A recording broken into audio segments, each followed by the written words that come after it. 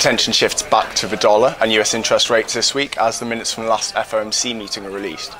Meanwhile, flash PMI readings, GDP estimates and a batch of corporate earnings will provide plenty of action. The Federal Reserve left interest rates on hold at its May meeting, but left the door wide open to hike in June.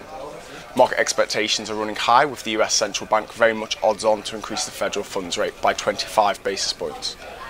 With no press conference following that meeting, attention is very much on the minutes themselves, which are to be released at the usual time of 9 PM on Wednesday. Markets will be eyeing what officials made of the relatively lacklustre first quarter GDP reading and where they stand on trimming the balance sheet. Tuesday sees the monthly flash estimates from the manufacturing and service sector in the Eurozone, which ought to give markets a pretty good read on where second quarter growth is going.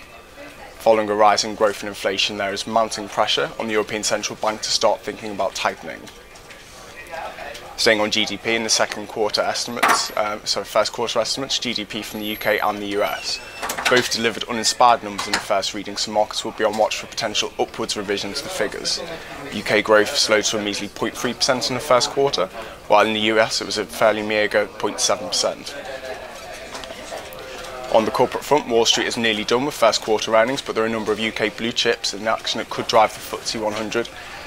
Kingfisher and Marks & Spencer are two of the highlights, and these should also give fresh insight into the state of the US domestic demand, UK domestic demand and consumer spending, which Bank of England warned earlier this month is waning.